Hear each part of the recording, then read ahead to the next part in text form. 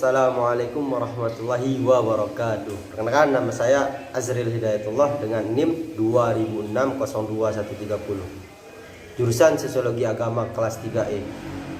Nah, di sini saya akan menyampaikan presentasi dari pembelajaran filsafat ilmu dan mendapatkan materi tentang zaman kontemporer. Nah, di sini zaman kontemporer adalah zaman di mana abad para filsuf itu sudah mulai berkembang dari abad ke-20 sampai sekarang ini. Contohnya ada tokoh-tokoh yang masih dikenal sampai sekarang ini, yaitu seperti Arnanes, Jacques Derrida, Michel Foucault, dan Mullah Sadra. Nah, di sini saya akan sedikit menjelaskan dari para filsuf tersebut, yaitu dari Michel Foucault. Itu membahas tentang relasi kuasa. Sebelum kita membahas ke teorinya, di sini sedikit saya ketahui tentang Michel Foucault. Ini adalah dia itu seorang filsuf intelektual yang sangat cerdas, yang dimana ilmu tentang filsafatnya, ilmu tentang psikologi dan segala macam itu udah sangat dikuasai. Sedangkan dia itu tergolong keturunan dari anak yang rata-rata semua keluarganya itu terjun ke dunia kesehatan seperti dokter. Nah, di sini Arnanes ini lahir di Prancis pada tanggal 15 Oktober 1926. Setelah kita beranjak dari biografinya, di sini saya membahas tentang relasi kekuasaan. Nah, pendapat dari Michel Foucault tersebut, dia tuh menerangkan bahwa kekuasaan itulah yang menjustifikasi seseorang, bahwa seseorang itu benar atau salahnya. Nah, di sini kita kaitkan dia itu dengan yang sekarang ini saya membahas tadi kasusnya, bahwa memang benar kekuasaan inilah yang mengatakan bahwa seseorang itu benar atau salahnya. Contohnya seperti yang sekarang ini, ketika kita tidak menjadi seorang penguasa, kita akan seperti dikucilkan atau direndahkan. Nah, ketika kita menjadi seorang penguasa seperti wakil rakyat ataupun segala macamnya, kita akan bebas dalam hal apa, membuat undang-undang, hak-hak dalam kenegaraan ini, atau membuat awik-awik atau segala macamnya. Jadi relasi kekuasaan ini kenapa masih dipelajari sampai sekarang? Karena di Indonesia ini memang harus tetap dibahas. Nah, dalam hal ini juga Michel Foucault tersebut melihat bahwa kekuasaan dalam periode modern saat ini tidak lahir dari rahim institusi negara atau lembaga. Kekuasaan dan periode modern menjadi lebih abstrak, global, transnasional, sistematik, yang bisa diambil atau diampu oleh sesuatu unsur atau kelompok atas yang lain. Nah, hal ini berbeda dengan kekuasaan pada masa tradisional saat ini, di mana kekuasaan dipegang oleh seorang raja atau pemimpin yang berkuasa di tempat ini.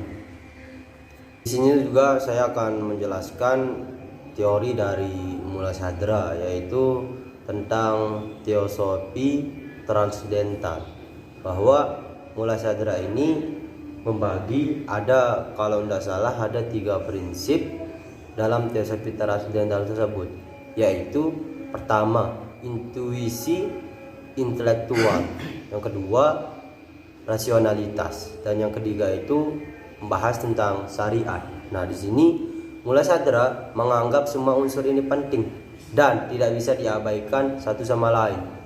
Dan filsafat Mullah Sadra tersebut ingin mencapai pemahaman kehidupan dari sudut pandang kerohanian, spiritualisme yang disampaikan secara rasional dengan tetap berpijak pada syariat. Mungkin hanya itu yang dapat saya sampaikan dari kedua teori tersebut. Sekian. Untuk materi selanjutnya bisa nanti dilanjutkan sama teman kelompok saya, yaitu Aditya Dwi Putra. Next video.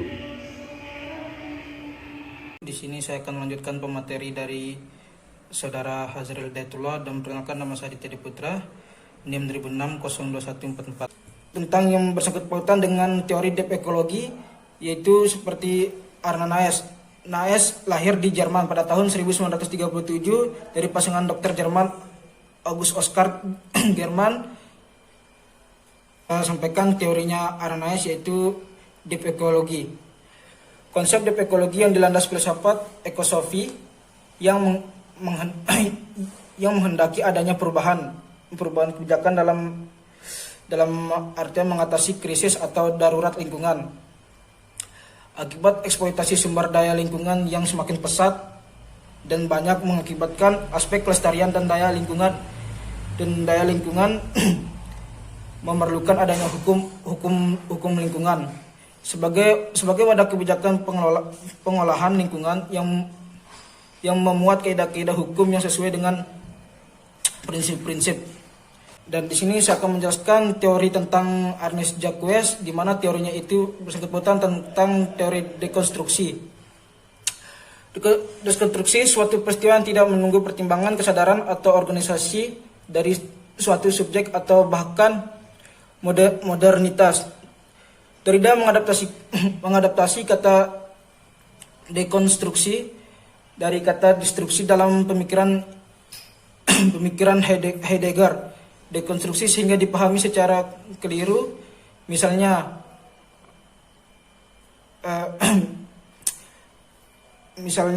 disebabkan karena para pembaca tidak atau belum memahami dimensi etis dari dekonstruksi yang berusaha membuka diri kepada yang lain. Pembalikan Derrida kepada etika secara tidak langsung mematakan label nihils yang dikonstruksi dapat memberikan sumbangan berharga bagi dunia pendidikan, terutama tentang filsafat, pendidikan, bahasa Indonesia, dan pembacaan kritis. Mulai gagasan Tilas dari Derrida misalnya dapat dipelajari dimensi etis tentang yang lain dalam bahasa setiap kata. Sekian mungkin dari saya. Assalamualaikum warahmatullahi wabarakatuh.